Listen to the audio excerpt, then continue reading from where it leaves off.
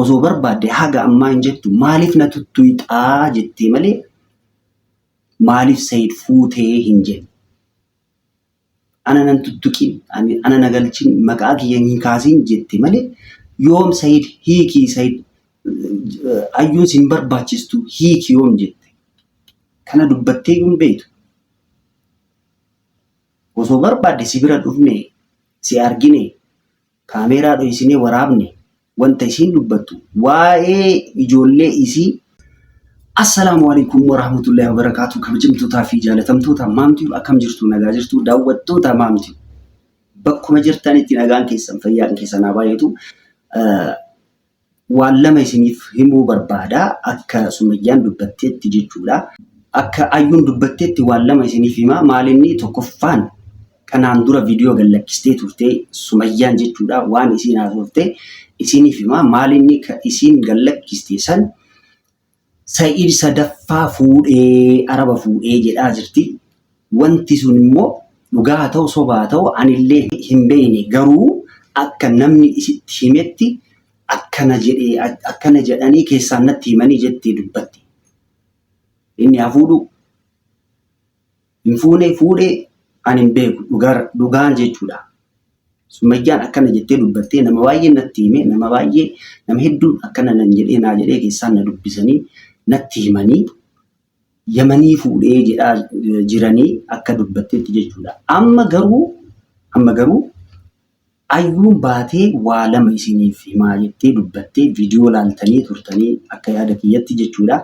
Viidiyoo sanirratti obboleettiif obboleessa wal lolchisuuf dubbii kana dubbachuun waan bareedaa miti. Jarmanii fudhachuuf ilmoota isaa fi jaartii awwala jechuudha. Obboleettiin dhara yaaddee akkana yaaddi. Obboleessa isii jibbitee ijoollee isaa jaalattee Jarmanii fudhachuu yaaddee akkana goote piroosasii jalqabde. Dhalaatiin kee obboleetti teetii jettee dubbachuun isaan lachuu wal lolchisu jechuudha. Faamilii wal lolchisuudha. Akkanatti dubbatamuun waan gaarii waan bareedaa miti ayyuudhaaf jechuudha. Isin hoo maal jettan? Akka kiyyatti lammaffaa gaafii Sumayyaaf dhaamsa keette waan isiin dhaamsite immoo bayitii viidiyoo hojjedhu Sayid hiiki. Yoo hiiki naan jette hiikaa dhageettan viidiyoo.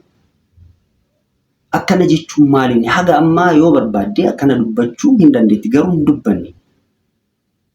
Fedhii isii miti. Maaliif lammaffaa sadaffaa haga afuraffaa fuudhi jettee hayyama itti kennite Sayidillee dubbate waan Sumayyaan itti himte.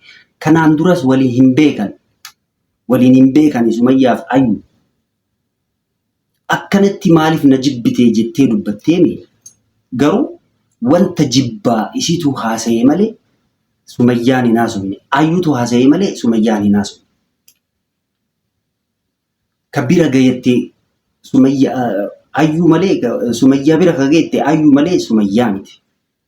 Kana jechuun ammallee wal lolchisuuf jechuudha. Yoo dandeette akka namatti isaan lachuu irra deddeebitee viidiyoo daleeytee yoo araarsuu dandeette akkasitti araarsuu malee bayitii hiiki naan jedhi hin jedhamu. Nama fedhee gaafadhu akkanatti hin jedhamu. Sumayyaan illee baatee akkana jettee dubbattee hiiki jettee hin dubbatti jedhee ani yaadu akka kiyyatti jechuudha. Maaliif baay'ee wanta jibbamuudha. Baatee akkanatti hiiki isii hiikiitii si wajjin hin jiraadha ijoollee kee si agarsiisa hin jettu. Osoo jettee haga ammaa inni illee gaafatee tureemi akkana jedhii natti dubbadhu ani bahee hiiki naan jedhi irra deddeebi'ee gaafadhu. Waan ati feetu na gaafadhu. Yoo ayyuu hiikillee naan jette hiikaa jedhee kanaan dura gaafatee ture.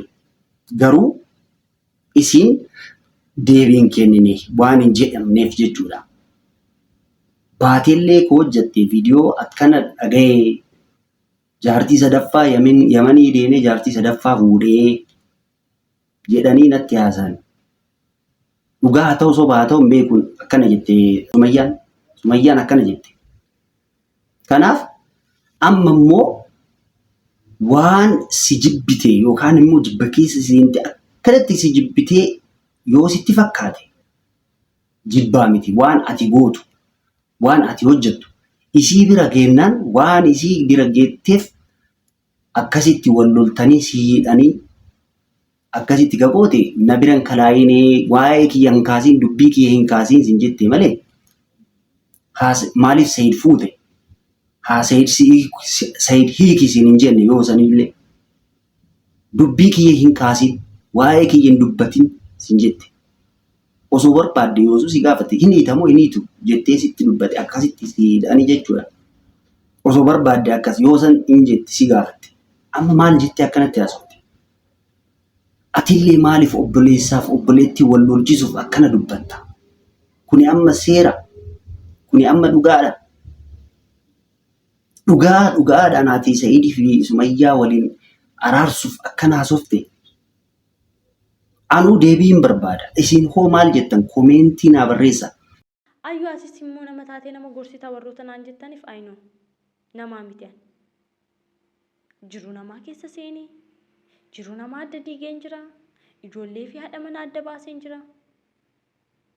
Kana dubartoonni garuu yaanni keessan sirriidha yaanni keessan kun. Ayyuu waan miidhamte isinitti mul'atu? An maal keessa akka jiru isinitti mul'atu?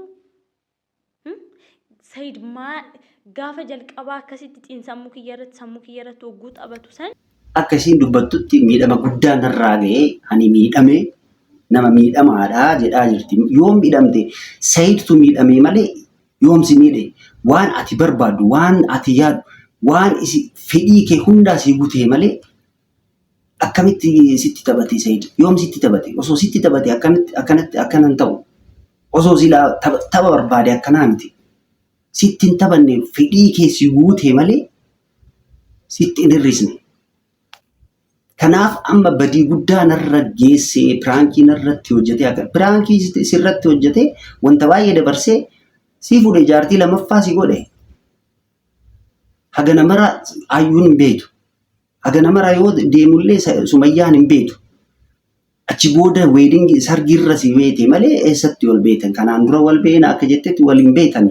Anuu hin beeka wal hin beekan. Garuu achi booda immoo wanta jiru yoo laaltu wanta baay'ee uumamee wanta san laallaan hin jaalanne Sumayyaan kalaa hin barbaanne. Kanaaf osoo namni ani qulqulluudhaan hin jedhu ani qulqulluudhaan jedhu namni qulqullummaa isaa Rabbitu beeka. Eenyummaa isaa Rabbitu beeka. Kanaaf namaaf nama wal lolchisuuf akkana dubbachuun waan gaarii miti. Isin mee koomeentii naa barreessaa waan isin dubbattee xiqqoo gaafii waan narratti ta'e jechuudha. Gaafii natti ta'e waan isin dubbatte itti yaaddee dubbatte moo araarsuuf dubbatte moo namaaf nama wal lolchisuuf dubbatte moo maaliif dubbatte? Isin deebii barbaadde. Maal si godhe ani Sumayyaa maal si godhe mee deebii naa kennii jette. Garuu Sumayyaan maal si goote? Sumayyaan waan tokko sin goone. Akka dhugatti jechuudha. Wallollee obboleessi kiyya Sayid waan tokko sin goone.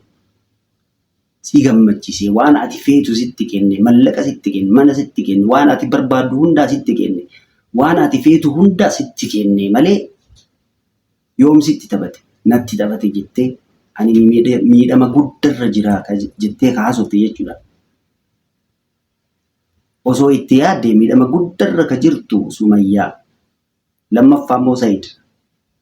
Akkanatti olii gadi deddeemaa ka jiru yoo dandeette ammallee irra deddeebi'ee akkasii himu jechuudha. Wanta gaarii yoo yaadde bayiitii araarsi isaan lachuu araarsi. Jarmanii hin deemiin piroosesa guddaatu jira. Amata lama akkana jechuurra isaan waan araarsu yookaan immoo jaalalaan waliin tokko haatan akkamitti tokko godhaa jettee itti yaaddee viidiyoo atuu dalagii malee Sumayyaan baatee Sayidiidhaaf hiikii ayyuun sin barbaachistu ayyuun nama badaadha jettee hin dubbattu. Osoo dubbatti haga ammaa hin dubbatti jedhuufi.